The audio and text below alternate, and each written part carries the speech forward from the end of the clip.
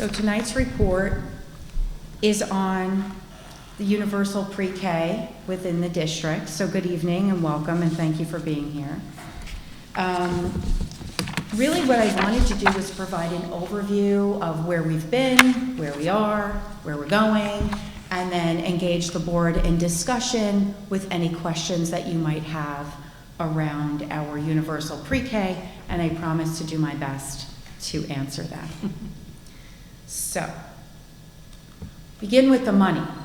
Money's always fun to talk about. This is our 23-24 UPK funding. Actually comes from two sources. We have $216,000 from the state, and we have $194,400 from the federal government, giving us a total allocation of $410,400. And really want to talk about, so what does that get us? That gets us 76 seats. So if you do that division, you get $5,400 per student. So it's 76 seats for that $410,000. The program is, as per the state requirements, 5 hours a day for 180 days. We would be likely running anywhere between 2 to 3 classes for a startup of January 1 of 2024, and really it's January 3, because we wouldn't start on New Year's Day. So January 3 would be hopefully when we can get through the litany of procedures between now and then. If we have more applicants than we have seats, it is not need-based, it is lottery-based for who can access. Right. And I want to talk about that a little bit because the words that the state is using is universal. And this is not universal yet. Because universal pre-K means everyone can access it. So the goal is, and the reason why the state is using the word universal is because that is the future goal, is to hopefully have enough funding where this could be a real universal pre-K program. So sometimes I feel like I'm being a little untrue by calling it universal pre-K because it is chosen by lottery system. It is not need-based. I do want to talk about, in addition to the $410,000 that have been allocated, this is a commitment on behalf of the district because our investment in this program goes well beyond the $410,000. So it requires administrative oversight. At this point, between myself, John, Rachel, Michael, Cameron, etc., there's been a lot of hours invested on behalf of the entire administrative team. And once it becomes operational, there is administrative oversight that is required by the host district of the program. We also have to invest in the curricular resources that the program uses, which is not part of the 410. And we also have to invest in outfitting those classrooms with furniture and materials. So that can come from a variety of sources, right? From wherever we end up, there may be resources that they already have. We may be able to use some of our own resources that we have in different places, and then we would have to purchase to make sure that the classrooms have what they need. So these are additional costs to the district, and I point that out because this, again, is an investment. It's something that, you know, the district as a whole, I know the board supports the education in the pre-K year of our students. I just have a quick question. Sure. So 5 hours a day for 180 days. So if, you know, that can be a lot for, you know, for younger kids. If someone says, hey, I want to not do 180 days, I want to do every other day or not those full hours, is there an impact? Or is that an option, or? The program is set up for 5 hours a day. So there's no option for part-time. So a full day program is the 5-hour program. Again, pretty much securing from 9 to 2. The 180 days is the school days that we have kids in session. So when we have school in session, our UPK program is going to run in session.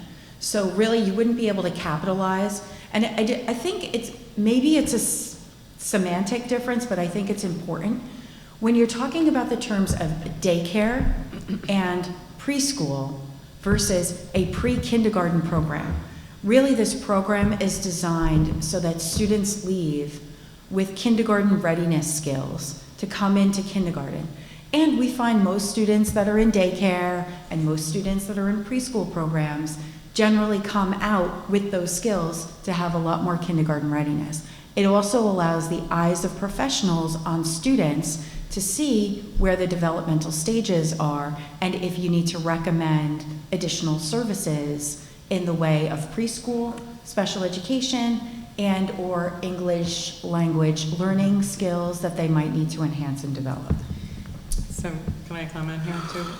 You know, you're talking about the universal, and this has been talked about at the Westchester Putnam School Board advocacy meetings, as well as the Lower Hudson Education Council. There's superintendents on that. And not every school district can afford. So here you're just saying like the classroom materials, the administrative materials, and universal. Not every district can afford to put these things into place. So if we, you know, let's pretend we didn't have the budget for this, we couldn't, you know, does the state kick in? Because if it's universal, that means all students eventually.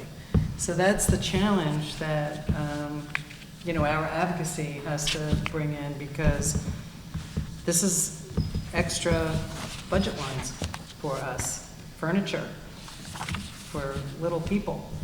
It's not like we can take a desk from an extra high school classroom. It's very specific type of furniture, for example. That's interesting.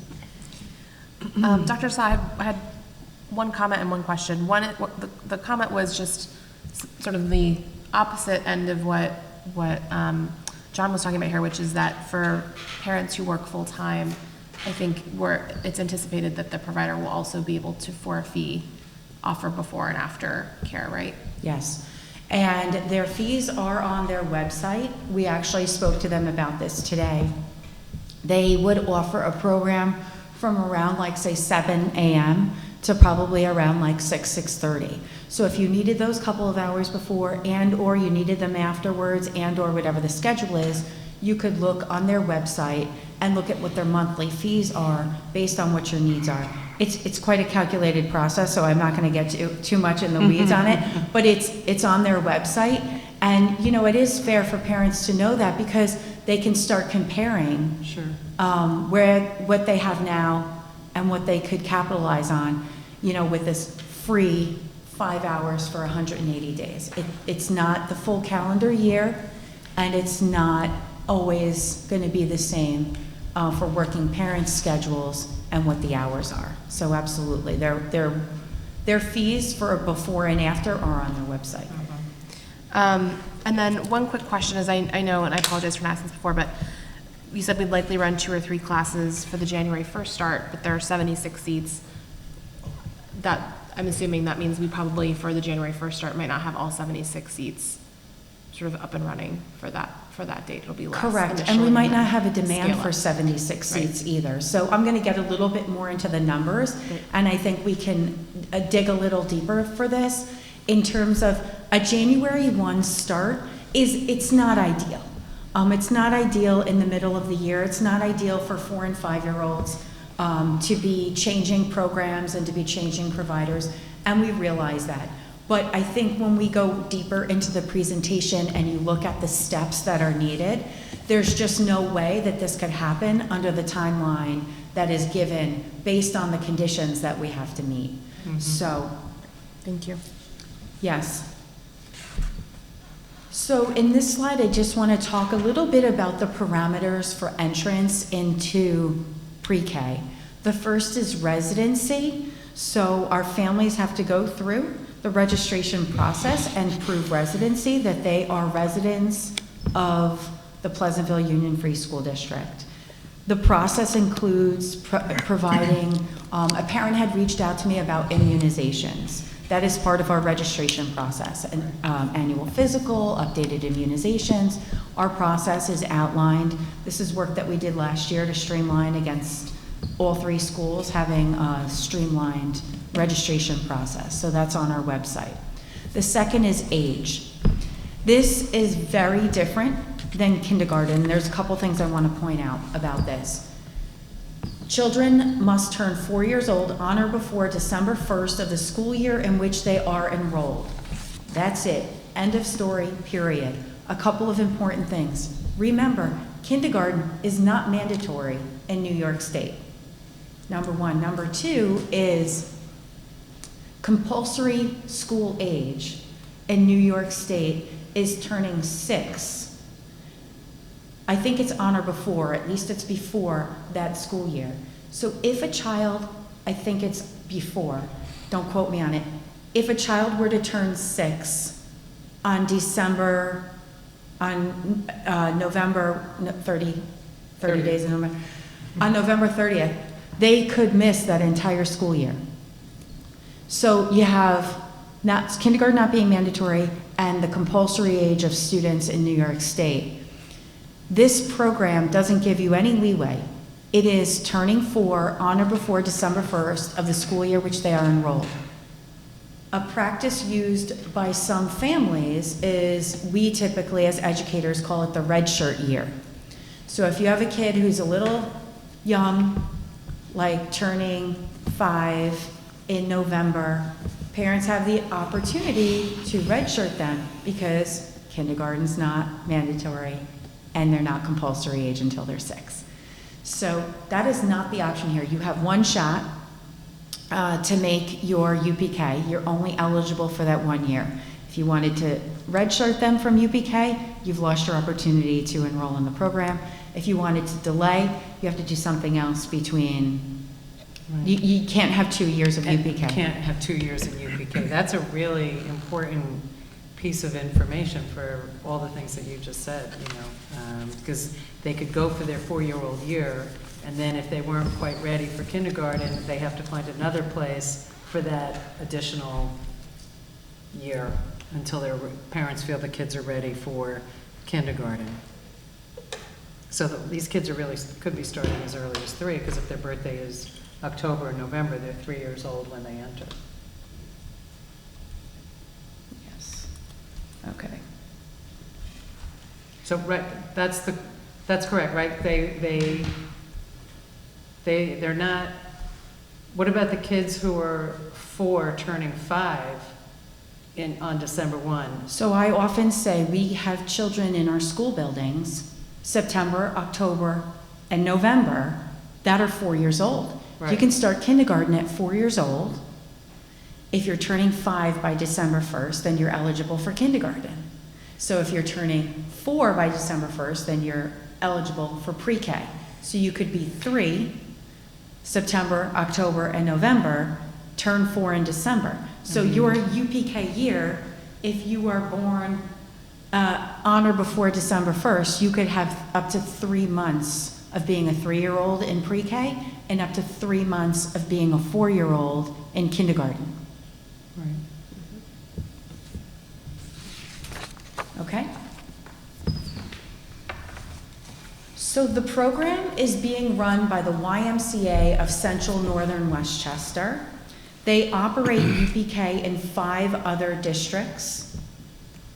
Their teacher-student ratios is that if you have a class between 1 and 16 students, you have to have 1 teacher and 1 paraprofessional. Paraprofessional is not a term typically used in Pleasantville, but it's ed jargon. It stands for anybody who's the assistant. Sometimes we have teaching assistants. They are certified by New York State. Sometimes we have teacher aides, and then there are other terms that are used in the pre-K world.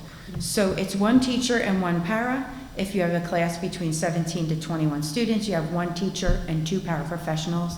How many kids are allowed in the class is determined by the fire inspector that goes on site and looks at the square footage and determines how many students can be in that specific classroom.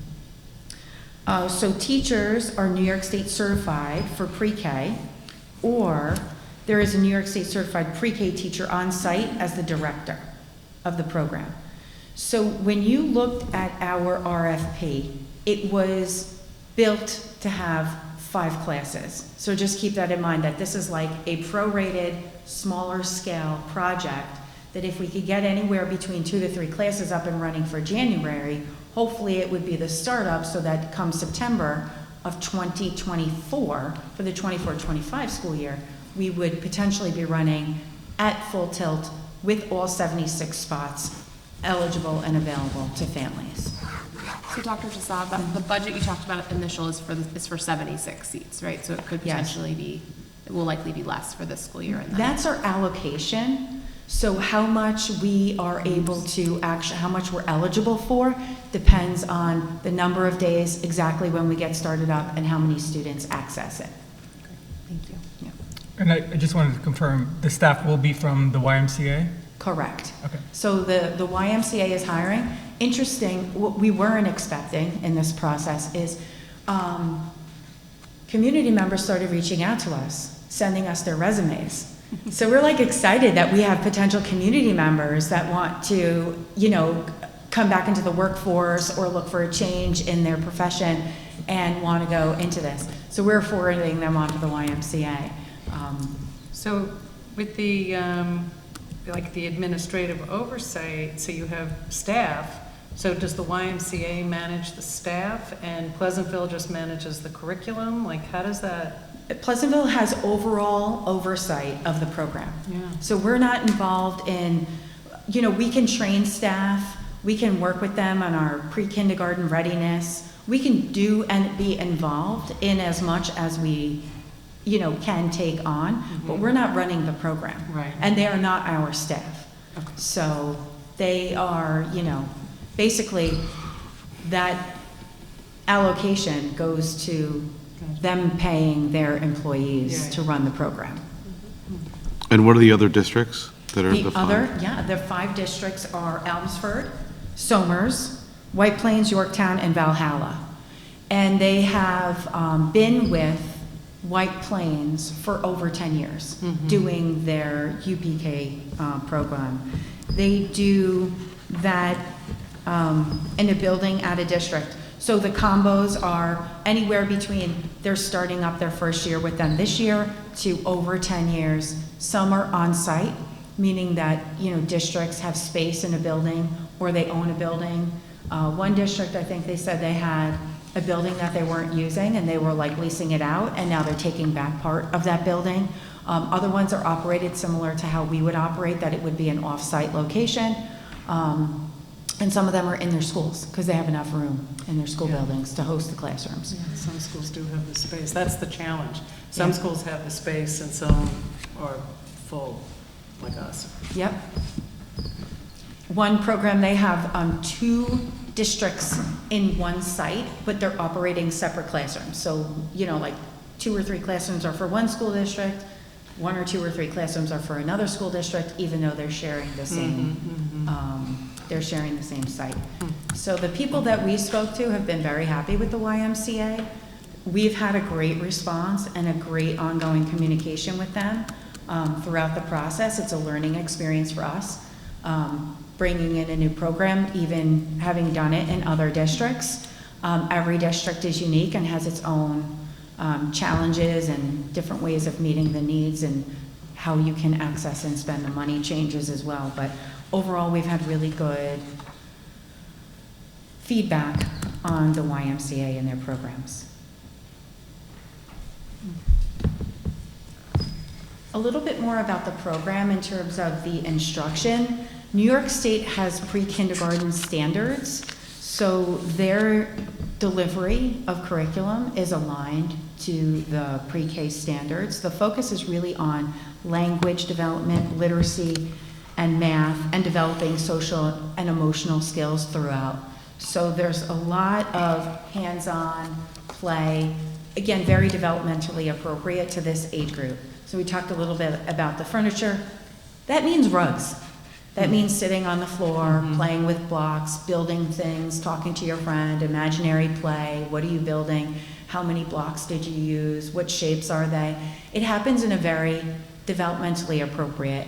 And if you've had children at that age, you can kind of envision that on a large scale with a bunch of them in the room. You know, just doing and engaging and developmental play that is appropriate for the age group and transitions into learning. In this program, our parents and guardians have to provide any of the snacks and lunch. If they're there for the breakfast hour, all the food is provided by the families, as is the transportation.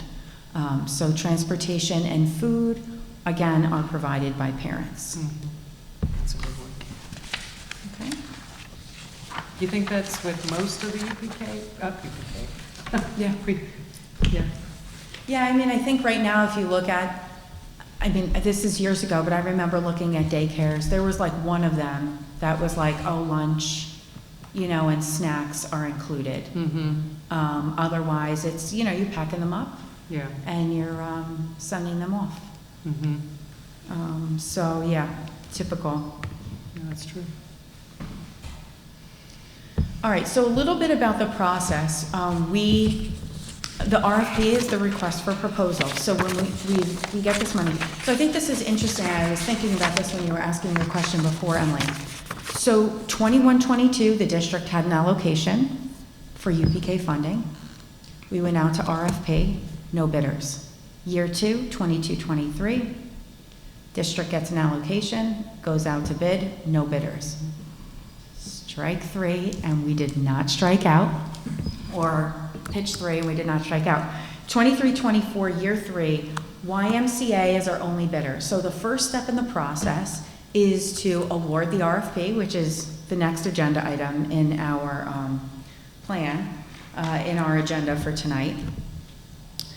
And while this was happening, 2 other things happened. So, who was it? John and I and Rachel and Michael all went out. And Steve, of course. Steve, we all went out to Holy Rosary in Hawthorne, which is the proposed site at this point. And what I learned was there were students there working. It is the site where the district typically sends students for their discovery camp. Where's that? So parents might be familiar if you think about if you've dropped your kid off at discovery camp. So we went on a site visit. We met the treasurer and the priest, and we met people from the YMCA, and we all toured the site together, and we looked at what they have and what their setup is. In addition to that, I really wanted to get a sense of who's out there and who's really interested. So we put out an enrollment survey, and we have 78 families that responded to the survey that have an eligible age child, meaning they're turning 4 on or before December 1st, 2023. Now, of those 78, we asked who would be interested in enrollment for a January 1. And this information certainly did surprise me a little bit. 52 said yes, 21 said maybe, and 5 said no. So ironically, 73 are currently enrolled in daycare or preschool. I'm making a conjecture that maybe the 5 that are currently not enrolled in a daycare or preschool are not interested in the program, but that again is conjecture, not fact. So this again happened concurrent to building the RFP and having a bidder on the RFP. So the site, it's already set up for young kids. The site is set up that basically when if I was like looking at it, the church is like over here to the right, and then there's a playground and a grass area. There's like a back parking lot, and then there's like a U. And the school used to be the school for the Holy Rosary. So it's essentially set up, they were running camp in it when we went. That's so great. So you have classrooms, you have a cafeteria, you have a gymnasium. So A gymnasium the too? parts of the school that have to be, and I'm going to talk a little bit more at the end, have to be cleared by the Office of Family and Children's Services in order to be able to be used. But it's looking at a school. That's It's, great. You know, like a Catholic I school. love that there's a gymnasium, because then on a rainy day, there's space for the kids to be able to, so many preschools, they don't have that room. Yeah, the And- playground is really nice. There's backfields. There was a lot of stuff set up Oh, for that's so Discovery great. Camp. But, they have the space and the setup. Great, Great, We were great. even talking about like how drop-off would go and Right. that you'd be in the circle kind of coming through. So, yeah, I mean, the site was good. And let me talk about the site a little bit more in the next slide. So what has to happen next is a couple of things, or they're kind of going on now. Right now, the YMCA has to negotiate and sign a lease with Holy Rosary. You can imagine there might be some bureaucratic red tape. It's, you know, the Archdiocese is a large organization, so that's essentially who they're negotiating with. It's not a privately owned, you know, church, it's through the Archdiocese. So they have to negotiate and sign a lease to use the space. We have to negotiate our contract and sign the contract between Pleasantville Union Free School District and the YMCA. So those are two big things, the lease and the contract, that need to happen. And I want to point out that Holy Rosary is the proposed site at this point. There's obviously things that could transpire that could not allow that. YMCA is continuing to look for other options and other possibilities to have classrooms. So I know we have some local venues that they've reached out to and that they will continue to try to network with. And, you know, perhaps I can try to help them with that and trying to get a site in Pleasantville within the district. But for now, again, it's Holy Rosary and Hawthorne, which is where we're looking at. Mm-hmm. Okay? After the lease and the contract, the next step would be to begin the registration process. We're hoping to be doing that by November, so that we can conduct the lottery if necessary, and then have our first day on January 3rd. And that is it from my end, but I want to open it up if the board has any other questions or items that they want to point out. No, I just want to say thank you. I know this is a ton of additional, Yeah. somewhat unexpected work, since we don't typically get a response from the RFP, so thank you. I know it's a lot. It's, you know, it's, like I said, it's new for us, so figuring out all of these things sometimes seems like a lot of steps. I'll just give like a for example. There's a survey that's due to state ed. And so, of course, I'm like, okay, so I'll go in and I'll do it. The first question had like project code numbers, like 16 of them. And it was like, what's your project code number? Okay, this is not gonna take me 2 minutes to figure this out.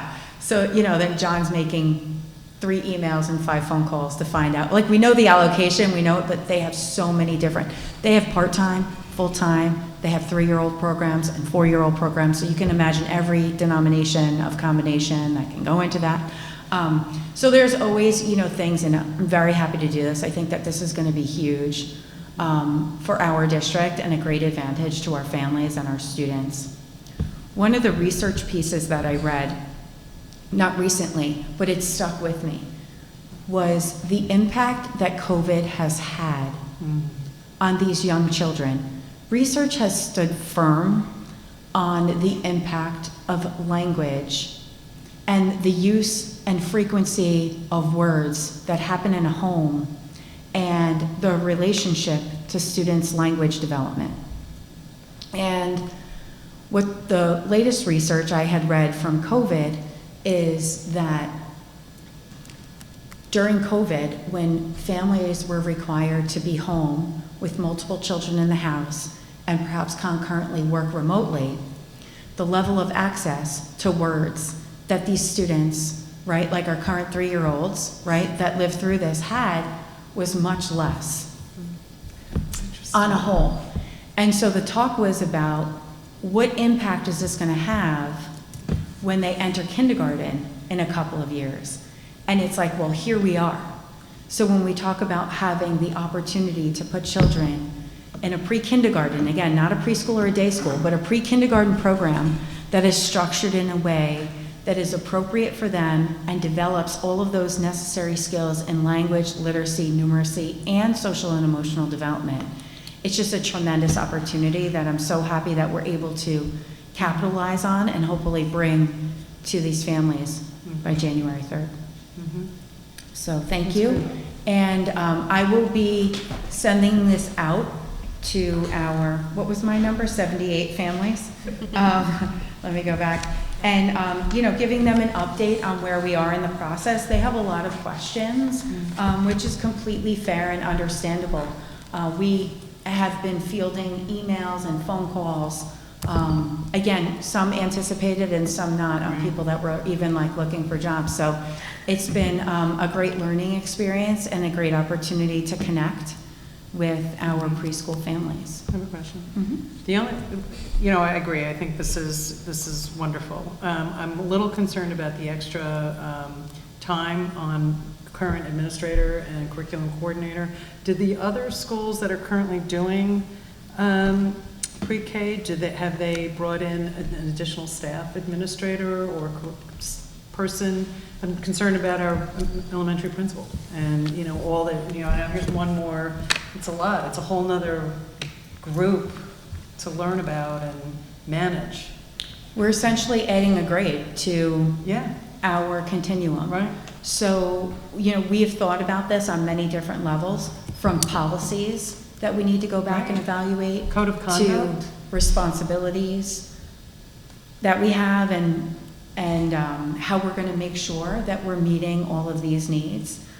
John's been a tremendous support to me, and again, some of it with good anticipation and some of it with not so much. One of our meetings was with our CPSE coordinator, right, which didn't come up in this presentation, but should certainly be noted, that any preschool on-site services that are done in any other preschool and or in the homes, so minus like another like full day program, is able to be done here.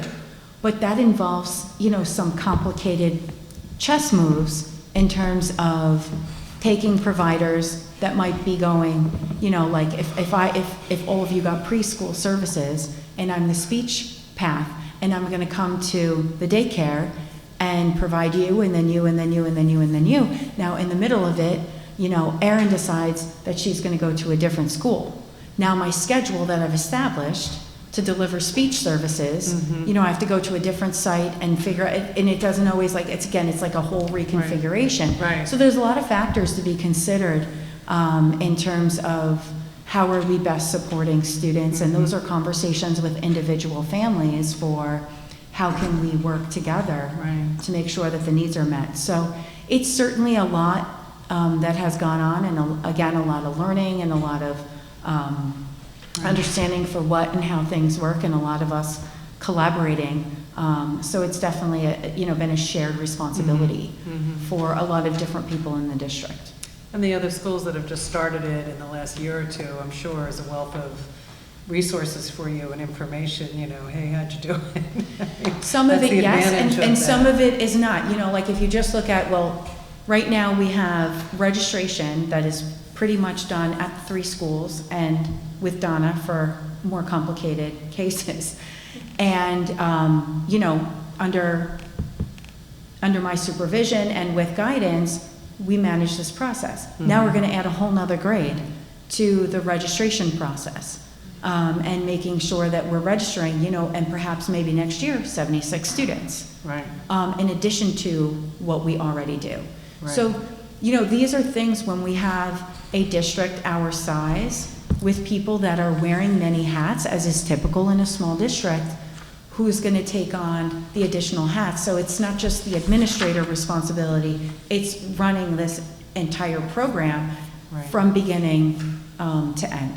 So appreciate the board recognizing that and realizing that, again, it's not one role or one responsibility doing everything. Right now we have a lot of hands in the pot, and it's working, but it's certainly something, especially as it grows. And, we're doing a lot of legwork now to try to get this up and running. And I'm sure that in the future we'll be looking at better ways to manage these processes that are going to come up along the way. Okay. Thank you very much. Thank you. I'd like to join Erin in thanking you and John Yeah. and Donna and the rest of the staff that are working on this. This is a tremendous investment in our school, and it seems like everybody thinks that the school shuts down during the summer. And you've just added a whole other project. Yeah. But it's fantastic, and really appreciate doing this for our community, because I think this is really accretive, and, there's a lot of unknowns, never done it before. So I'm sure that there'll be more questions that pop up, but thank you guys so much for making this available for our community.